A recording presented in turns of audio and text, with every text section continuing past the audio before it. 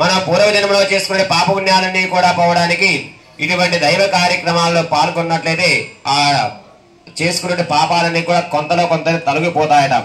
కనుక ఈ రోజు మనము మరి రేపు పౌర్ణమి, ఈ రోజు చతుర్దశి, అంటే పౌర్ణమికి ముందు వచ్చేటువంటి చతుర్దశి చాలా విశేషమైనటువంటిదట. మనం ఏమనుకుంటామంటే చతుర్దశి అంటే ప్రయాణాలు ఆపమని చెప్తాము, ఏదైనా కార్యక్రమానికి వెళ్ళొద్దని చెప్తాము. కానీ రేపు పూర్ణచంద్రుడు అంటే చంద్రుడు రేపు నిండుగా ఉంటాడు. రేపు పౌర్ణమి కనుక అంటే పౌర్ణమికి ముందు వచ్చేటువంటి చతుర్దశి కూడా చాలా విశేషమైనటువంటిది. కావున ఈ రోజు మరి ఆ యొక్క చతుర్దశి పర్వదినంలో మరి స్వామివారి యొక్క ఆధ్వర్యంలో ఆ యొక్క అన్నవరం మహాపుణ్యక్షున్నటువంటి సత్యనారాయణ వ్రతం చేస్తున్నాము.